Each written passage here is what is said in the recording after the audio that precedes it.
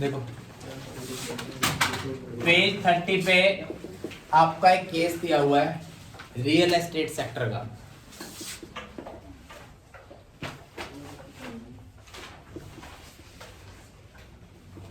एक आपको ध्यान हो हमारा 9(4) आया था। 9(4) कहता था कि रिवर्स चार्ज लगेगा, लेकिन सर्विस भी स्पेसिफाइड होनी चाहिए, रेसिपिएंट भी स्पेसिफाइड होनी चाहिए, और सप्लायर जो है वो क्या होता है, अनरजिस्टर्ड। ठीक है। 9(4) का अब तक हमने कोई भी केस नहीं पढ़ा था। ये एक केस है जो 9(4) में नोटिफाइड है। तो क्वेश्चन ये भी पूछ सकता है कि 9(4) में कौन सा केस नोटिफाइड है। ये वाला केस आपका नोटिफाइड है। ठीक है। या फिर वो ये भी पूछ सकता है रियल एस्टेट सेक्टर के ऊपर क्या कंडीशंस लगती है, जीएसटी में क्या कंप्लायंस होते हैं, वो आपके यहाँ पे आ जाएंगे। इंपॉर्टेंट केस है, रिसेंट अमेंडमेंट है, ध्यान से समझना। रियल एस्टेट सेक्टर के अंदर कहता है effective rate of GST on real estate sector for new project by promoters. मैं आपको प्रमोटर्स का मीनिंग ऑलरेडी बता चुका हूं, बिल्डर्स। ठीक है। ये आपकी रिवर्स चार्ज के अंदर दो एंट्री आई थी, 5B और 5C, जो हमने कहा था कि थोड़ी सी पेंडिंग है, डिटेल में उसको यहाँ पे समझ आएगा। ठीक है, क्योंकि वो दोनों रियल एस्टेट से रिलेटेड थी। तो कहता है इस एंट्री में कहता है इफेक्टिव रेट जो है रियल एस्टेट सेक्टर के ऊपर नए प्रोजेक्ट्स के ऊपर बाय प्रमोटर यानी कि बिल्डर को जो पे करना है, कैसे पे करना है, कहता है कि 1% है without ITC on construction of affordable houses. Bracket में दिया हुआ कौन से अफोर्डेबल हाउसेस है ये, या फिर 5% है without ITC applicable on construction of all houses other than affordable houses plus ये। यानी कि रियल एस्टेट सेक्टर पे जीएसटी के उसने बताया दो तरह के कंप्लायंसेस होंगे। रेट कौन कौन से बताए, 1% या फिर 5%। आईटीसी दोनों ही केसेस में नहीं मिलेगा, मना है। क्लियर। कहता कि आईटीसी नहीं देंगे और सिर्फ 1% लगाएंगे, यानी कि जो भी आपकी कंस्ट्रक्शन की वैल्यू उस पे 1%, या फिर सिर्फ 5%। केसेस है 1% कब आ सकते हो, 5 कब आ सकते हो। और ये स्कीम किसके लिए, प्रमोटर्स यानी कि बिल्डर्स के लिए। शिवा, स्कीम किसके लिए, प्रमोटर यानी कि बिल्डर्स के लिए। बिल्डर कैसे कंप्लायंसेस करेगा, 1% वाले में उसने क्या कहा, 1% किसका है, अफोर्डेबल हाउसेस। और अफोर्डेबल हाउस किसको कहा गया है, जिसका एरिया 60 स्क्वायर मीटर तक हो मेट्रो सिटी में, या नॉन मेट्रो की बात हो रही है तो 90 स्क्वायर मीटर तक। ठीक है। तो 60 स्क्वायर मीटर तक इन मेट्रो सिटी और 90 स्क्वायर मीटर नॉन मेट्रो। ठीक है। एंड एक कंडीशन हो रहा है, वैल्यू जो होनी चाहिए वो अप टू 45 लाख, यानी कि value up to 45 lakh. Government ने कहा कि अभी भी जो आपका रिसेंटली बजट आया 2 दिन पहले, गवर्नमेंट का काफी सालों से फोकस किस चीज के ऊपर है, हाउसिंग के ऊपर है, कि एटलीस्ट हर पर्सन का अपना एक खुद का मकान होना चाहिए जिससे वो रेंट के खर्चे से बच सके। जिसके लिए गवर्नमेंट हाउस लोन भी कोशिश करती है सस्ते सस्ते प्रोवाइड हो, हाउस नया लेने पे या लोन पे इंटरेस्ट यानी कि सब्सिडीज भी प्रोवाइड कराती है। गवर्नमेंट अपनी तरफ से हाउस को लेके काफी सारी स्कीम्स लेके आती है, सस्ते घर, ताकि लोगों को मिल सके और वो इन्वेस्ट करके खरीद सके। तो इसलिए गवर्नमेंट ने एक स्कीम निकाली अफोर्डेबल हाउस। अफोर्डेबल हाउस यानी कि जो अफोर्डेबल है, सस्ते घर है लोअर क्लास जो के लिए है। कौन से, अगर मेट्रो सिटी की बात हो रही है तो 60 स्क्वायर मीटर से छोटा घर होना चाहिए। ठीक है। और अगर नॉन मेट्रो सिटीज की बात हो रही है तो 90 स्क्वायर मीटर। एक कंडीशन ये है। दूसरी कंडीशन, एंड मतलब 2 कंडीशंस है। दूसरी कंडीशन, उस घर की वैल्यू 45 लाख से नीचे हो। अगर ये दोनों कंडीशन पूरी है तो हम उसको क्या बोलेंगे, अफोर्डेबल हाउस बोलेंगे। पहली बात, अफोर्डेबल हाउस गवर्नमेंट चाहती है कि सस्ते से सस्ते हो। सस्ते कैसे हो गए, जीएसटी कम कर दे उस पे तो सस्ता हो जाएगा थोड़ा सा। तो गवर्नमेंट ने कहा कि जो अफोर्डेबल हाउसेज है, उस अगर कोई बिल्डर अफोर्डेबल हाउस बेच रहा है तो उसके ऊपर जो जीएसटी का रेट लगाना है वो सिर्फ कितना लगाना है, 1%। कंडीशन है आईटीसी नहीं मिलेगा। पहली बात समझ में आ गई। ठीक है। दूसरी, अब जो बच गए यानी कि 5% वाले में कौन से हैं, ऑल हाउस एक्सेप्ट अफोर्डेबल वाले। कहता कि अफोर्डेबल हाउस छोड़ के जो बाकी घर बच गए, यानी कि अगर 60 स्क्वायर मीटर की जगह मेट्रो सिटी या दिल्ली है, मान लो दिल्ली में कोई आपने कोई घर बेचा है वो 65 स्क्वायर मीटर का था, तो वो किस में आएगा? अफोर्डेबल में नहीं आएगा, इस केस में आएगा। या फिर उसकी वैल्यू 45 लाख की जगह 50 लाख थी, तो वो किस में आ जाएगा? इसमें आ जाएगा। क्लियर है? तो अगर आपका अफोर्डेबल हाउस नहीं है, गवर्नमेंट का ऑब्जेक्टिव सिर्फ किसको सस्ता करना है? अफोर्डेबल हाउसेस को। नॉन अफोर्डेबल हाउसेस को सस्ता करने का ऑब्जेक्टिव नहीं है हमारा। तो अगर आपका हाउस अफोर्डेबल हाउस नहीं है, उसके अलावा है, या फिर सेकंड चीज कॉमर्शियल अपार्टमेंट है, तो हमारा कॉमर्शियल को भी सस्ता करने का कोई ऑब्जेक्टिव नहीं है, क्योंकि आप कॉमर्शियल अगर शॉप ले रहे हो, वहां से बिजनेस करोगे, पैसे कमाओगे, कोई दिक्कत नहीं है।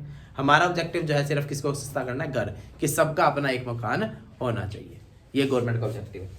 तो अगर आपके जितने भी बच गए कॉमर्शियल अपार्टमेंट्स, इसमें क्या क्या आ गया? कहता कॉमर्शियल अपार्टमेंट चाहे शॉप हो, चाहे ऑफिस हो, रेजिडेंशियल रियल एस्टेट प्रोजेक्ट में हो कोई, जिसका carpet area 15% of total carpet area of all apartments नहीं होना चाहिए। क्या कहा इसने? कहता कि कॉमर्शियल अपार्टमेंट, क्या क्या डाला इसमें? Commercial apartment such as shops, office, ठीक है, etcetera in a residential real estate project. ये शॉप और ऑफिस कहां होने चाहिए? In residential real estate project. Residential real estate project कौन सा? जिसका कारपेट एरिया कॉमर्शियल अपार्टमेंट का 15% ऑफ टोटल कारपेट एरिया ना हो। मतलब where carpet area commercial less than up to 15 है,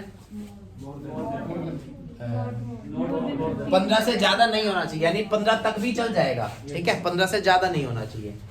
15% ऑफ टोटल कारपेट एरिया। समझना 5 वाले में कौन सा डाला, जो बाकी बच जाएंगे वो 12 में, ठीक है। तो गवर्नमेंट ने कहा दो चीजें हैं। गवर्नमेंट ने कहा हमारा ऑब्जेक्टिव है हर पर्सन का अपना एक घर होना चाहिए, तो इसलिए हम चाहते हैं कि जो छोटे घर है वो सस्ते हो। तो छोटे घर में उसने किसको डाला? उसने कहा जो 45 लाख से कम है, प्लस जिनका कारपेट, जिनका जो एरिया है मेट्रो सिटीज में 60 स्क्वायर मीटर और नॉन मेट्रो में 90 स्क्वायर मीटर से कम है, वो सस्ते घर है। उन पे हम चाहते हैं कि जीएसटी का रेट सिर्फ कितना लगे?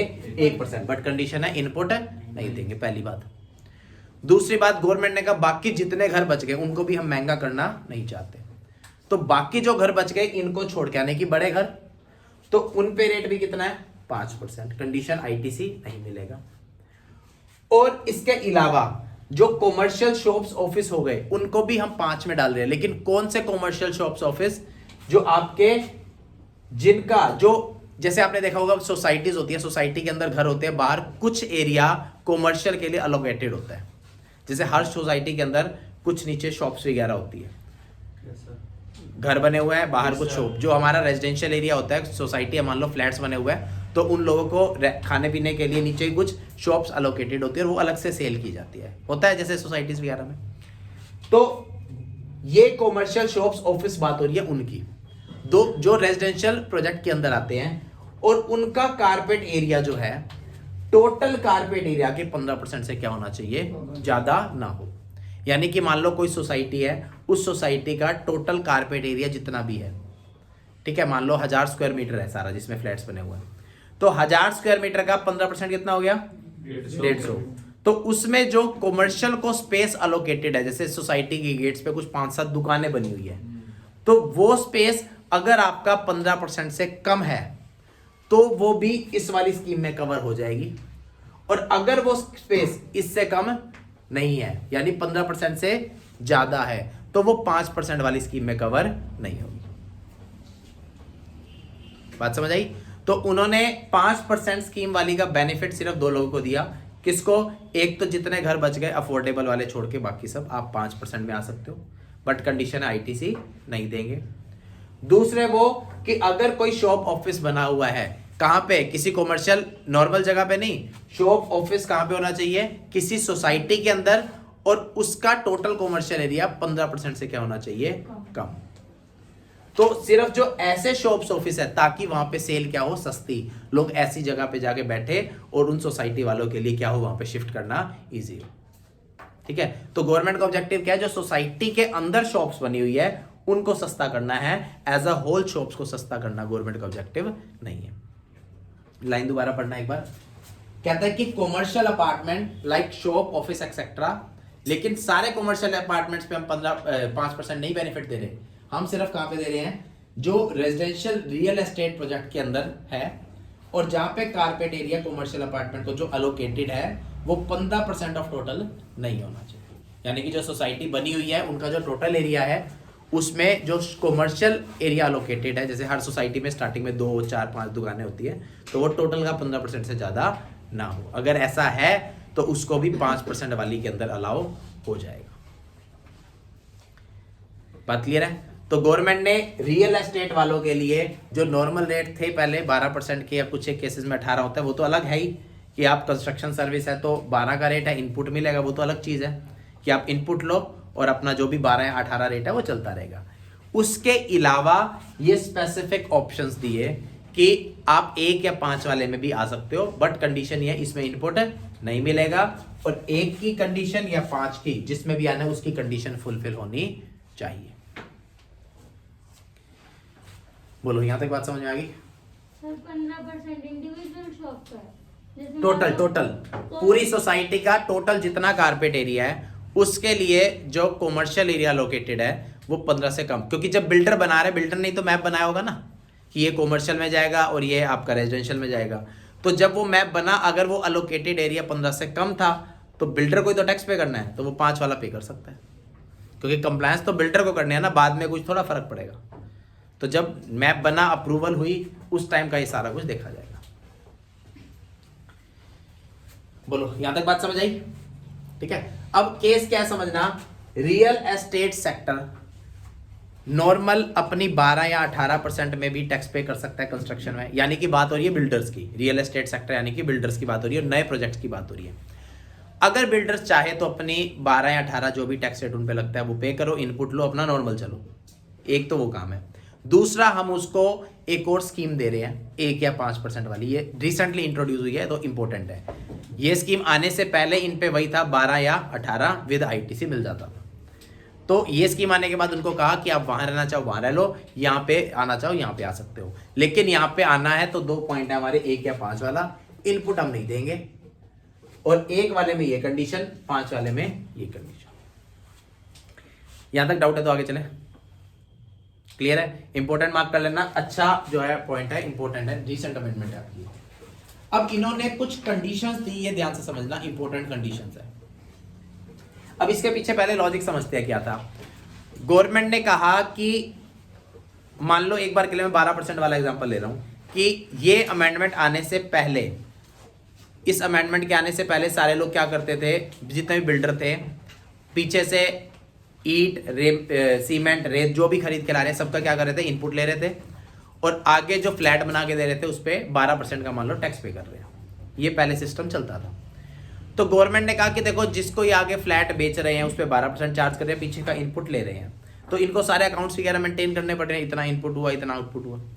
तो हमने इनको क्या बेनिफिट दिया, रेट जो थे अलग अलग है, किसी पे मतलब कंडीशन टू कंडीशन है, 12 में भी आते हैं कुछ बिल्डर्स, कुछ 18 में भी जाते हैं, 5 में भी आते हैं, सारे अलग अलग है।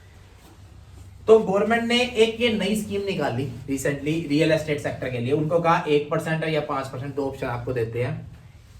इनको हमारा ऑब्जेक्टिव सस्ता करना है तो इनको 1 में डालेंगे सिर्फ 1%, और इनका ऑब्जेक्टिव भी सस्ता करना है बट कंप्लायंस कम हो, इसलिए इनको 5 वाले में रखा। दोनों ही केसेस पे कुछ कंडीशंस लगा दी। कंडीशंस क्या है, कहता above tax rate shall be available subject to the following. आप 1 या 5% वाला ऑप्शन अगर सेलेक्ट करना चाहते हो तो उसकी कंडीशंस है, वो कंडीशन आपको पूरी करनी पड़ेगी। पहला, आईटीसी नहीं मिलेगा, चाहे 1 में आओ चाहे 5 में, दोनों ही केस में आईटीसी नहीं मिलेगा। पहली कंडीशन क्लियर है? अगर आईटीसी लेना है तो जो भी आपकी 12, 18 जो भी बनती है उसमें जाओ, नॉर्मल इनपुट लो, आउटपुट पे टैक्स पे करो। हम आपको रेट सस्ता कर रहे हैं तो इनपुट नहीं देंगे, पहली बात तो, ठीक है, क्योंकि हमने ये सिमिलर चीज पहले जीटीए में भी पढ़ के आए हैं, रेंटिंग में भी पढ़ के आए हैं कि अगर गवर्नमेंट किसी को सस्ते रेट का ऑफर कर रही है तो वहां पे उसका इनपुट मना कर देती है। कि देखो बाकी सारे जो इनपुट ले रहे हैं वो 12 पे करते हैं, आपको अगर बिना इनपुट के कंप्लायंस इजी करना है तो आप 5 में कर देंगे। तो 2 जगह पहले गवर्नमेंट ने ऑप्शन दे रखी थी, तीसरी जगह यहाँ ऑप्शन दे दी। क्लियर है? तो यहाँ पे पहली कंडीशन क्या बोली, इनपुट नहीं मिलेगा। दूसरी कंडीशन ये ध्यान से समझना इंपॉर्टेंट है, 80% of input and input service other than by way of grant of development rights. अब पीछे हम पढ़ के आए थे, जो 5B और 5C हमने एंट्री की थी वहां पे एक TDR और FSI के नाम से आया था कंसेप्ट, ठीक है। तो ये डेवलपमेंट राइट उसकी बात कर रहा है, TDR या FSI, ठीक है। Long term lease of land, वहां पे हमने 5C पढ़ा था। 5C किसका था, long term lease of land. तो 2 चीजें पढ़ी थी, 5B और 5C। 5B में TDR FSI करके था और 5C में लीज थी, लॉन्ग टर्म लीज। दोनों को इसने यहां से बाहर किया है। Against up front premium in form of premium, सलामी, ये सब हमने वहां पढ़ रखा है। और FSI including additional FSI, electricity, high speed diesel, motor spirit, ये वो चीजें हैं जो हमारी GST से बाहर है। Used in supplying the service shall be purchased from registered person. दूसरी कंडीशन क्या बोली इसने, ध्यान समझना। पहली कंडीशन है ITC नहीं मिलेगा। दूसरी कंडीशन क्या बोली, कहता है कि 80% of input plus input service. Input के अंदर क्या आ गया, ईट, सीमेंट, रेत, ये सब लगता है, ठीक है। इलेक्ट्रिकल फिटिंग हुई होगी तो इलेक्ट्रिसिटी का सामान, और आपका जो टाइलें लगी होगी टाइलें आ गई, ठीक है, पेंट आ गया, ये सब चीजें क्या होगी, इनपुट। घर बनाने में यही सब लगेगा। और इनपुट सर्विस क्या होगा, आर्किटेक्ट की सर्विस ली होगी, CA की सर्विस ली होगी, डिजाइनर की सर्विस ली होगी, तो जो जो उसने सर्विसेज ली, ठीक है। तो एक फ्लैट बनाने में, एक बिल्डिंग बनाने में उस बिल्डर ने जितने भी इनपुट खरीदे या फिर इनपुट सर्विसेज ली, अदर देन कौन कौन से छोड़ दिए, TDR FSI को उसने कहा साइड रखो, वो रिवर्स चार्ज का केस है, उसको अलग रख दिया। लॉन्ग टर्म लीज वाले को भी इसका साइड रखो, वो भी रिवर्स चार्ज का केस है। 2 तो वो अदर देन कर दिए। और कौन सा अदर देन किया, पेट्रोल रिलेटेड, क्योंकि जब घर बनता है तो जनरेटर वगैरह यूज होता है, उसमें डीजल पेट्रोल भी लगता है, तो उसको भी इस लिमिट में काउंट नहीं करना, क्योंकि वो सारा GST से क्या है, बाहर है। तो इसने कहा इनपुट और इनपुट सर्विस 3 छोड़े हैं, अदर देन, मैं शॉर्ट में लिख दूं, एक तो आपका 5B और 5C रिवर्स चार्ज वाला, याद रखने के लिए शॉर्ट में, ठीक है। और दूसरा पेट्रोल जो आपका GST से बाहर है 9, शॉर्ट में लिख दिया हमने कि एक बिल्डर ने बिल्डिंग बनाने में जितनी भी इनपुट या इनपुट सर्विसेज खरीदी है, other than 5B 5C reverse charge वाली और पेट्रोल रिलेटेड 92 वाली, उनको छोड़ के टोटल जितनी खरीदी है उसमें से 80% किससे होनी चाहिए, रजिस्टर्ड सप्लायर से। यानी कि आपने जितनी भी चीज खरीदी है उस बिल्डिंग को बनाने में, वो सारी किससे आनी चाहिए, रजिस्टर्ड सप्लायर से। इसका लॉजिक क्या है, ध्यान से समझना, एक बार ध्यान से समझना। गवर्नमेंट ने कहा आप कितना भी टैक्स पे कर रहे हो, मैंने कहा मैं बिल्डिंग बनाता हूं 12% मेरा टैक्स लगता है, स्कीम आने से पहले मैंने कहा 12% मैं टैक्स पे करता हूं। गवर्नमेंट ने कहा इनपुट लेते हो, मैं कहा हाँ इनपुट लेता हूं, मैं इसका रेट, सीमेंट, ईट जो भी लाता हूं सबका इनपुट मैं लेता हूं। और जो चीजें मैं मान लो अनरजिस्टर्ड से ले रहा हूं उसका इनपुट नहीं मिलता होगा, क्योंकि मान लो मैंने ईट खरीदी, ईट किसी छोटे पर्सन से खरीदी, उसकी सेल 40 लाख से कम थी, तो उसने GST लगाया ही नहीं होगा, लगाया नहीं है तो मुझे इनपुट मिला ही नहीं। जब टैक्स लगा ही नहीं तो इनपुट किस बात का, बात क्लियर है। तो मैंने गवर्नमेंट को क्या कहा, स्कीम आने से पहले मैं जो भी प्रॉपर्टी बिल्डिंग बनाता हूं उसके ऊपर 12% का टैक्स पे करता हूं, ठीक है। और पीछे से जो भी खरीद के लाता हूं उस पर जहां जहां टैक्स लगा होता है उसका इनपुट ले लेता हूं। जैसे मैंने CA से सर्विस ली तो उस पर GST लगा, इनपुट ले लिया। आर्किटेक्ट की सर्विस ली, डिजाइनिंग की, उसका इनपुट ले लिया। टाइल्स ली, उसका इनपुट था, ले लिया। ईट मैंने अनरजिस्टर्ड से खरीदी थी तो इनपुट मिला ही नहीं। मान लो मैंने सीमेंट ली, सीमेंट अर्जेंट में जरूरत थी, किसी छोटे पर्सन से ले ली, उसके पास GST नंबर नहीं था तो इनपुट नहीं मिला। क्लियर है। तो पहले मैं इनपुट लेता भी था खुद से और नहीं भी लेता था। अच्छा एक चीज समझना, जब मैं जिससे खरीद रहा हूं अगर वो अनरजिस्टर्ड है यानी कि GST में रजिस्टर्ड नहीं है, तो क्या मुझे रजिस्टर्ड के कंपैरेटिवली चीज थोड़ी हो सकता है सस्ती मिली हो, क्योंकि अगर वो जीएसटी में रजिस्टर्ड नहीं है, मान लो छोटे लेवल पे काम कर रहा है, तो छोटे लेवल पे काम कर रहा है तो कॉस्ट उसकी वैसे ही ज्यादा आ रही होगी, लेकिन टैक्स नहीं लग रहा, तो हो सकता है ओवरऑल में सस्ती चीज मिल गई हो कि मैं बिना जीएसटी वाले पर्सन से ले रहा हूं तो हो सकता है मेरे को सस्ता सामान मिल गया, पॉसिबल है। तो गवर्नमेंट कहती है कि भाई हमारी जो हमने आपको 1% या 5% का अगर बेनिफिट दिया तो हमारी एक कंडीशन क्या है कि आपका इनपुट आप नहीं लोगे। हमारी कंडीशन यह है कि इनपुट नहीं लोगे। मान लो इनपुट मिलना ही नहीं था, मैं पहले जो काम करता था, पहले मैं जिससे सामान लेके आता था, मेरे को इनपुट मिलता ही नहीं था, यानी कि मैं अनरजिस्टर्ड वाला लेके आ रहा था, तो मैं 12% भर रहा था, तो अब आप 5 भरोगे ऐसा नहीं है, क्योंकि हमारी कंडीशन क्या है, हम 1 या 5% आपको पे करने देंगे, सब्जेक्ट टू आप इनपुट नहीं लोगे। मिलना होगा तभी तो छोड़ोगे ना। अगर इनपुट मिलना ही नहीं था और आपने नहीं लिया, फिर गवर्नमेंट को क्या फायदा। उसने कंडीशन बोला है आप इनपुट नहीं लोगे। आप इनपुट कब नहीं लोगे, जब आपको मिलना था और हमने आपको नहीं दिया। गवर्नमेंट कहती है आपको इनपुट मिलना है, हम आपको नहीं देंगे, तो आप इस केस में आ सकते हो। लेकिन आप मान लो खरीद ही ऐसे लोगों से रहे हो जहां पे टैक्स भरा ही नहीं जा रहा, तो गवर्नमेंट का ज्यादा नुकसान हो गया, क्योंकि ना पीछे वाले ने टैक्स भरा, आपको भी हमने सस्ता बेनिफिट दे दिया, आप भी नहीं टैक्स भरोगे।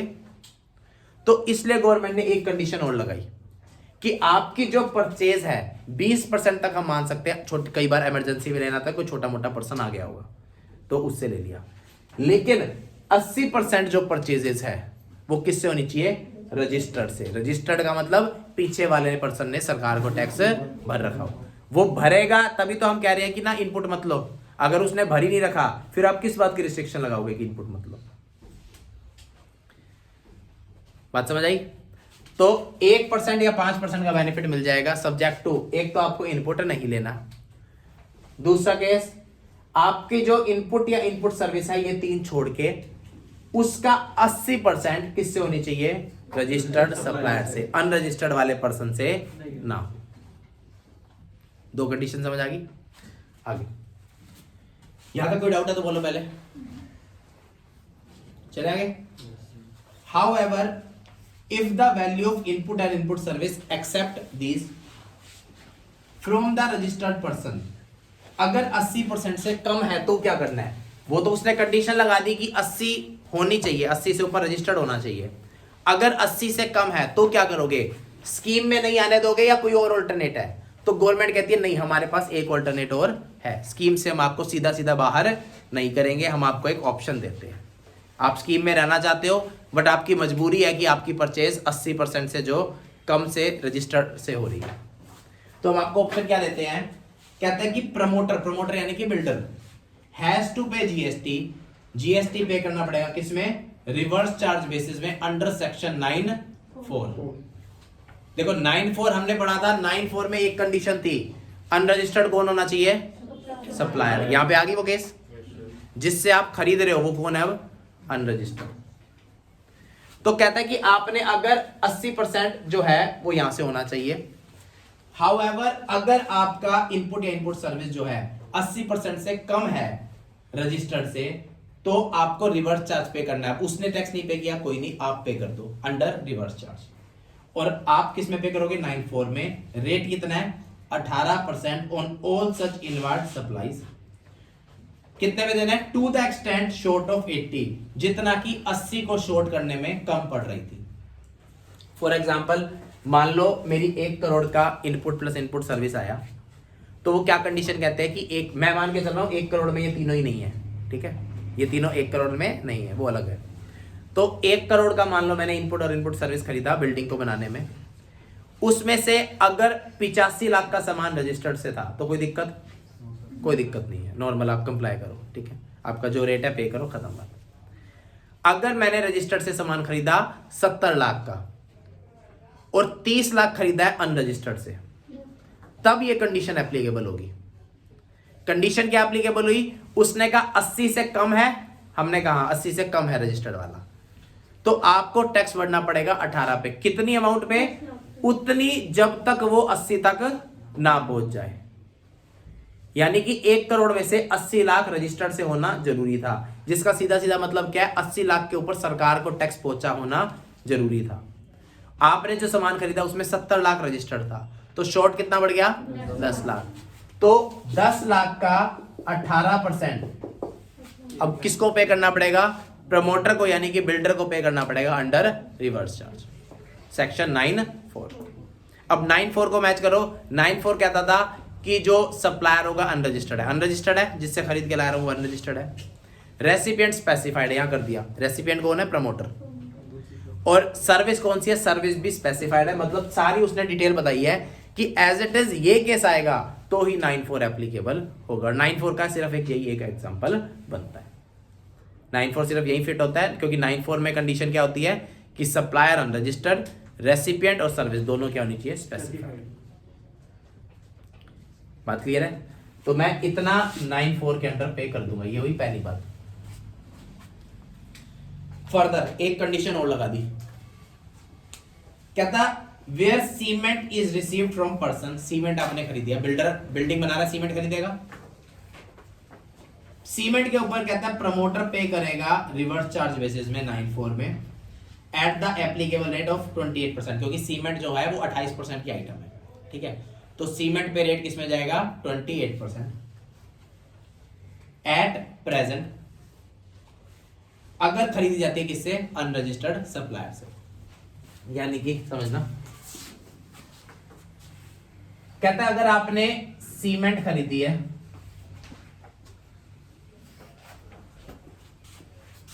अनरजिस्टर्ड सप्लायर से, ठीक है नरेश, ठीक है तबीयत, अगर आपने सीमेंट खरीदी है किससे, अनरजिस्टर्ड सप्लायर से, तो आपको 9(4) के अंदर 28% रेट से टैक्स भरना पड़ेगा। अब ध्यान से समझना, यहां पे रेट कितना था, 18। क्यों, क्योंकि सर्विसेज का हमारा जनरल रेट होता है 18 और गुड्स 18 में भी होते हैं, 12 में भी। तो उसने सिंपल रेट बता दिया 18 कि जितना शॉर्ट पड़ रहा है 18 से पे करो, खत्म करो, चाहे वो 18 वाली आइटम थी, 12 वाली थी, कोई भी थी, 18।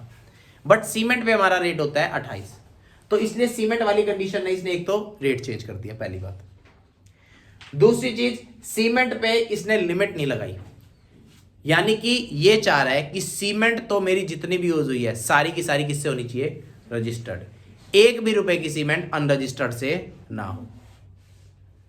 अगर आपकी सीमेंट कोई भी अनरजिस्टर्ड से आई हुई है तो उसके ऊपर टैक्स किसको पे करना पड़ेगा, आपको अंडर रिवर्स चार्ज बेसिस।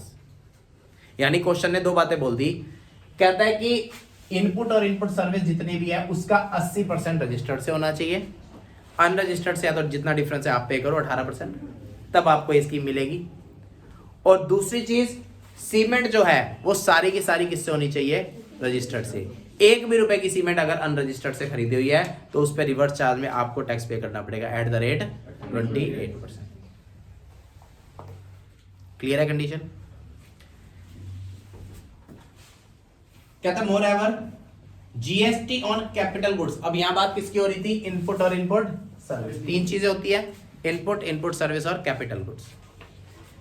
कहता GST on capital goods shall be paid by promoter on reverse charge basis under 9(4) at the applicable rates. Applicable rates मतलब अगर आप कोई कैपिटल गुड्स खरीद के ला रहे हो, मान लो मशीनरी वगैरह खरीदी है और वो अनरजिस्टर्ड से खरीदी है, तो उस पे 18 या 28 हम कुछ फिक्स नहीं कह रहे, उसका फिर जो रेट होगा वही रेट आपको पे करना है। मान लो वो मशीनरी अगर सप्लायर बढ़ता 18% रेट बढ़ता और वो रजिस्टर्ड नहीं था तो आपको भी कितना बढ़ना है, 18। उसके पास 12 था तो आपको भी कितना पे करना है, 12।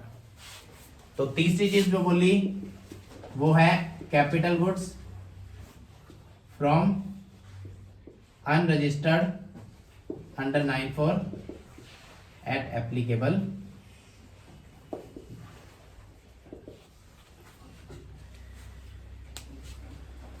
बोलो भाई, क्लियर है। एक बार समराइज कर रहा हूं, ध्यान से समझना। रियल एस्टेट सेक्टर में ये नोटिफिकेशन आने से पहले आपकी कुछ आइटम्स 12 में भी थी, कुछ 18 में भी थी, अलग अलग थी, बट इनपुट मिल जाता था। गवर्नमेंट ने नोटिफाई किया कि आपको 1% या 5% ही टैक्स पे करना है। इन केसेस में 1%, इन केसेस में 5%, सब्जेक्ट टू कुछ कंडीशंस है। पहली कंडीशन, इनपुट नहीं मिलेगा, दूसरी कंडीशन, आप इस बिल्डिंग को बनाने में जितनी भी इनपुट या इनपुट सर्विस लेके आ रहे हो, अदर देन टीडीआर, एफएसआई और पेट्रोल रिलेटेड चीजें, उनको छोड़ के बाकी जो बच गई उसका 80% रजिस्टर्ड से होना चाहिए। वो बता दूंगा, फ्लोर इंडेक्स होता है वो, आप वो बात कर डिस्कस करेंगे, ठीक है। तो 80% से ज्यादा की चीज क्या होनी चाहिए, रजिस्टर्ड से होनी चाहिए। अगर अनरजिस्टर्ड से है तो जितना शॉर्टफॉल है उसको 18% के हिसाब से आप पे करो रिवर्स चार्ज में 94 में, ठीक है। दूसरा, सीमेंट चाहे 1 रुपए की भी अनरजिस्टर्ड से खरीदी है, आप पे करोगे रिवर्स चार्ज 94, क्या रेट है 28%। कैपिटल गुड्स अनरजिस्टर्ड से खरीदी है, कितने भी रुपए की हो, आप पे करोगे under 94 at the applicable rate, यानी कि जो भी मशीन है उसका जो भी रेट बनता था, 5 वाली थी, 12 वाली थी, 18 वाली थी, जो भी। बात क्लियर है। अब इस सब के बाद हमें एक चीज का आइडिया लग गया कि जो प्रमोटर है, ऑब्वियसली बात है जो बिल्डर है, प्रमोटर है, वो जीएसटी में रजिस्टर्ड होगा। तो 94 में कंप्लायंसेस उसके ऊपर क्यों डाले, क्योंकि वो रजिस्टर्ड है, वो कंप्लायंसेस कर रहा है। तो अगर वो अनरजिस्टर्ड से खरीद रहा है तो कंप्लायंसेस वो कर देगा, यानी कि रजिस्टर्ड वाला कर देगा। अब आपका 5B और 5C जो छोड़ा था वो एक बार समझते हैं, उसको यहां से लिंक करते हैं। 5B और 5C क्या था। 5B था आपका टीडीआर रिलेटेड, टीडीआर एफएसआई, और 5C था आपका लीज पे, रेंट पे प्रॉपर्टी लिए। बिल्डर क्या करते हैं, ध्यान से समझना। दिल्ली एनसीआर वगैरह में क्या करते हैं, काफी लोगों के पुराने घर पड़े हैं, वहां पे बड़े घर है, लोगों के पास पुराने हैं, पुश्तैनी पड़े हैं, ठीक है। तो पहले तो प्रॉपर्टी क्या थी, सस्ती थी, क्योंकि दिल्ली नॉर्मल था, जैसे हिसार है वैसे दिल्ली था, प्रॉपर्टी सस्ती थी। तो जितना बड़ा, जैसे फॉर एग्जांपल हमारे पास यहाँ घर है, वहां पे पुराने लोगों के पास पड़ा है, बट वहां उनके घर की वैल्यू जो है यहाँ के कंपैरेटिवली कई टाइम्स ज्यादा है, क्योंकि मान लो वहां पे मेट्रो आ गई, रोड आ गई, तो वैल्यूज जो है इंक्रीज हो गई। तो बिल्डर ने क्या देखा, कहता एक बहुत बड़ा घर है, खाली पड़ा है, बहुत टाइम से फैमिली वहां पे रहती नहीं, वो ऑलरेडी मान लो फॉरेन में या कहीं शिफ्ट हो रखे हैं, या फिर मान लो वहां रहते भी है। तो बिल्डर उनके पास गया, कहता आपका इतना बड़ा एरिया आपके पास, क्योंकि पहले क्या होता था, पहले फ्लोर्स का ट्रेंड नहीं था। पहले क्या होता था, एक ही फ्लोर पे घर बना होता था, मल्टी स्टोरी बिल्डिंग्स नहीं होती थी, एक ही फ्लोर पे घर बना है और ऊपर कुछ छत है नॉर्मल, ठीक है, मल्टी फ्लोरिंग नहीं थी, स्पेस ज्यादा होता था हमारे पास। तो बिल्डर गया, उसने कहा कि आपके पास इतना बढ़िया प्राइम लोकेशन पे प्रॉपर्टी पड़ी है, आप इसको कंस्ट्रक्ट करके यहाँ पे बढ़िया होटल बन सकता है, कुछ भी बन सकता है, बढ़िया प्रॉपर्टी। तो आपके पास एरिया भी ज्यादा है, अच्छा एरिया भी है, और आपके पास स्पेस भी है, तो आप क्यों नहीं कंस्ट्रक्ट करते। तो उन्होंने कहा कि हमारे पास इतने फंड्स नहीं है। रीजन क्या है, हमारे पास इतना पैसा नहीं है। अगर पैसा होता तो वो उस प्रॉपर्टी को कमर्शियल बना के सेल करके खुद कहीं और रह लेंगे, ठीक है। तो बिल्डर ने उनको क्या दिया, ऑप्शन दिया। उसने कहा देखो आपको मैं यहाँ पे बिल्डिंग बनाना चाहता हूँ, ठीक है, तो उसमें 1 साल लगेगा, आपको 1 साल रहने की जगह मैं देता हूँ, आपका सारा सामान शिफ्ट करा के दूंगा, आपकी बिल्डिंग तोड़ के पूरी नहीं बनाऊंगा, एकदम बढ़िया रेनोवेट करके यहाँ पे 4 फ्लोर बनाऊंगा, 4 फ्लोर में से ग्राउंड फ्लोर जो होगा वो आपका, आपको नया घर बना के रेनोवेट करके वापसी दे दूंगा, आपका सामान वगैरह वापसी सारा यहाँ शिफ्ट करा के नया फर्निश्ड अपार्टमेंट आपको दूंगा, ठीक है। बट कंडीशन ये है कि 2nd, 3rd, 4th फ्लोर जो होगा वो मेरा होगा, क्योंकि मैं क्या कर रहा हूं, कंस्ट्रक्शन का सारा खर्चा कर रहा हूं। या फिर ऐसा हो सकता है, वो यूं भी कह सकता है कि ग्राउंड फ्लोर और 1st फ्लोर आपका, 2nd, 3rd मेरा। तो बिल्डर ने क्या किया समझना। अब प्रॉपर्टी का क्या हुआ, बिल्डर ने क्या किया, बिल्डर ने वहां पे खर्चा किया। प्रॉपर्टी किसकी थी, जो पुराना ओनर रह रहा था, बिल्डर ने वहां पे खर्चा कर दिया। अब वो प्रॉपर्टी 4 लोगों की होगी, 4 फ्लोर बन गए तो 4 लोगों की प्रॉपर्टी होगी, जिसमें से आधा ओनर वो क्या रह गया, जो पर्सन था, और आधा ओनर बिल्डर जिसको बेचेगा वो आके रह लेगा। तो बिल्डर ने अपनी इन्वेस्टमेंट करी, उस पर्सन ने अपनी लोकेशन दी, और दोनों का काम होके फ्लैट वगैरह प्रॉपर्ली बन गया। क्लियर है। तो जब आप ये स्पेस देते हो तो इसको बोला जाता है टीडीआर या फिर FSI, floor space index. FSI का मतलब क्या होता है समझना। मान लो एक 10 फ्लोर की बिल्डिंग है, ठीक है, एक के ऊपर एक फ्लोर बने हुए हैं। अब एक के ऊपर एक फ्लोर बने हुए हैं, मान लो 6ठा फ्लोर है, वो कहता है कि भाई मेरे को कंस्ट्रक्शन करनी है, वो अपना पूरा फ्लोर तोड़ के बना सकता है दोबारा। अगर 6ठे फ्लोर वाला चाहता है कि मैं भाई कंस्ट्रक्शन करके तोड़ के दोबारा से बनाना चाहता हूं, क्या बना सकता है? वो अंदर की रेनोवेशन तो कर सकता है, लेकिन उसके पास राइट नहीं है उसको कंस्ट्रक्ट करने का। क्यों? क्योंकि 6ठे के ऊपर के 4 फ्लोर भी डिपेंडेंट है। ठीक है, तो एक चीज समझना, जिसने ये 10 फ्लोर का कंसेप्ट बनाया वो कंसेप्ट तो फेल हो गया फिर, कि अगर जो छठे फ्लोर वाला है या कोई भी फ्लोर वाला है, जब उसके पास कंस्ट्रक्शन का राइट ही नहीं है तो वो ओनर कैसे बन गया उस प्रॉपर्टी का? क्लियर है? तो अब ये प्रॉपर्टी जो है इसका एक्चुअल ओनर कौन है? ग्राउंड फ्लोर वाला माना जाता है। कौन माना जाता है उस एरिया का ओनर? अब जैसे मान लो ये प्रॉपर्टी है, ये प्रॉपर्टी पूरी मेरे नाम है, तो इसका ग्राउंड फर्स्ट फ्लोर सारा मेरा है, तो मैं कंस्ट्रक्ट करके तोड़ के कैसे भी बनाऊं, किसी को कोई दिक्कत नहीं है। लेकिन अगर मान लो फर्स्ट फ्लोर किसी और का होगा, ग्राउंड फ्लोर मेरा है, तो क्या मैं तोड़ सकता हूं? तो ये प्रॉपर्टी का एरिया क्या ग्राउंड फ्लोर वाले का माना जाएगा? सारा एरिया किसका होता है? कॉमन होता है। तो इसी चीज को बोलते हैं टीडीआर या फिर एफएसआई, कि भाई जो टोटल एरिया है वो 10 लोगों के नाम है, क्योंकि 10 फ्लोर्स बने हुए हैं। तो आप ऐसे ही कोई भी कहीं पे जाके कंस्ट्रक्शन नहीं कर सकता। अब एक टाइम के बाद तो ये प्रॉपर्टी पुरानी होगी ना सर, वो सबसे ऊपर टॉप फ्लोर वाले को तो अलाउड होता है कंस्ट्रक्शन। हाँ, ऊपर वाले का वो अलग टर्म्स कंडीशन उसमें लिखी होती है कि क्या है, बिल्डर का क्या है। अब एक चीज समझना कि अब एक टाइम के बाद तो प्रॉपर्टी पुरानी होगी, तब उस प्रॉपर्टी के गिरने की भी उम्मीद है। तो अगर मान लो प्रॉपर्टी पुरानी कंडीशन में है तो गवर्नमेंट आके वहां पे नोटिस लगा देगी कि भाई यहाँ पे कोई नहीं रह सकता। एज पर लॉ अगर कोई प्रॉपर्टी अच्छी कंडीशन में नहीं है जिससे आसपास की बिल्डिंग को खतरा हो सकता है, तो गवर्नमेंट जाके वहां पे नोटिस लगा देती है कि यहाँ पे कोई नहीं रह सकता, जब तक इसको तोड़ के नहीं बनाया जाएगा यहाँ पे कोई नहीं रहेगा। अब वो 10 फ्लोर वाले वो लोग थे, वो तो वहां पे फंस गए कि भाई हमने प्रॉपर्टी खरीदी हुई है लेकिन हम कुछ कर नहीं सकते। तो उसका तरीका यही है, या तो कोई एक पर्सन वो सारा खरीदो और फिर आप खरीद के क्या करो, उसकी कंस्ट्रक्शन वगैरह करके प्रॉपर करके दो, या तो ये तरीका है, या आप 10 के 10 म्यूचुअल अंडरस्टैंडिंग से जो है अपना दोबारा बिल्डिंग रेनोवेट करवाओ तोड़ के, यही तरीका है। तो ऐसे केसेस में क्या होता है, गवर्नमेंट जब भी जो पुरानी प्रॉपर्टी जिसके पास है वो अलग मैटर है, बट जो अब नई प्रॉपर्टीज होती है वो सेल नहीं होती, वो हमेशा लीज होती है। और लीज के बाद उसको क्या कराया जाता है, रिन्यू कराया जाता है, सब्जेक्ट टू कंडीशन कितने साल हो गए, अब तोड़ के बनाओ, इसी कंडीशन पे हम रिन्यू करेंगे, अदरवाइज आप इसके ओनर नहीं रहोगे। यानी कि मान लो मेरे को दिल्ली में कोई फ्लैट खरीदना है, तो खरीदने को तो मैं फ्लैट खरीद रहा हूँ, उसके पूरे पैसे दे रहा हूँ, लेकिन एक तरह से गवर्नमेंट ने वो फ्लैट मेरे को बेचा नहीं है, मेरे को क्या दिया है, लीज पे दिया है, इस कंडीशन पे कि इसकी 30 साल 50 साल की लीज है। इतने साल के बाद गवर्नमेंट चाहे तो उसको किसी भी कंडीशन पे रेनोवेट जो है रिकंस्ट्रक्ट के ऑर्डर दे सकती है। तो ऑर्डर जो है, जो एक्चुअल ओनरशिप है, गवर्नमेंट इजीली नहीं पास ऑन करती, ताकि कल को जाके लोगों में डिस्प्यूट ना हो। क्योंकि जो 10 फ्लोर की बिल्डिंग है, मान लो 8 मान गए, 2 नहीं मान रहे, तो उनमें लड़ाई झगड़े होंगे। तो इसलिए गवर्नमेंट चाहती है कि जो एक्चुअल कंट्रोल है वो हमारे पास कहीं ना कहीं रहे। तो इसलिए ये 2 कंसेप्ट आए, टीडीआर एफएसआई का और लीज का, कि अगर किसी पर्सन की बिल्डिंग है वो किसी दूसरे को 20 साल 30 साल के लिए लीज पे दे रहा है, या टीडीआर एफएसआई दे रहा है। टीडीआर एफएसआई मतलब अपनी प्रॉपर्टी में से एक हिस्सा दे रहा है कि हमारे पास ये फ्लोर रह जाएगा, ऊपर वाले फ्लोर पे आप कंस्ट्रक्शन कर सकते हो। तो ऐसे केसेस में जनरली जो सामने वाला पर्सन क्या होता है, वो इंडिविजुअल होता है। मान लो मेरी प्रॉपर्टी है, बिल्डर आया मेरे को कहता है कि मैं आपकी प्रॉपर्टी बना के 4 फ्लोर बना दूंगा, 2 आपके 2 मेरे। तो ऐसे केसेस में मैं कौन हूं, मैं इंडिविजुअल हूं, मैं जीएसटी में रजिस्टर्ड नहीं होऊंगा। तो जीएसटी में रजिस्टर्ड कौन है, प्रमोटर तो है ही। तो इसलिए 5B और 5C के अंदर जो है प्रमोटर के ऊपर रिवर्स चार्ज की लायबिलिटी डाल दी, कि जब भी आप लीज पे कुछ लेते हो 30 साल या उससे ज्यादा के लिए, या फिर टीडीआर एफएसआई लेते हो, तो उसके अंदर रिवर्स चार्ज की लायबिलिटी किस पे है, सामने वाले प्रमोटर पे। क्लियर है?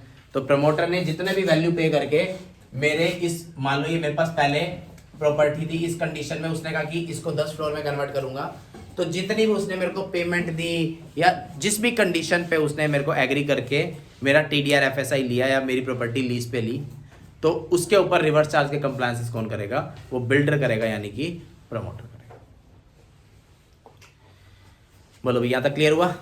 5B 5C में जो डाउट था वो हमारा यहाँ हो गया, प्लस आपका ये रियल एस्टेट की एंट्री पेंडिंग थी वो करवा दी। अब इसमें कोई डाउट है तो बोलो। 15% का रोल लगा गया फिर ये।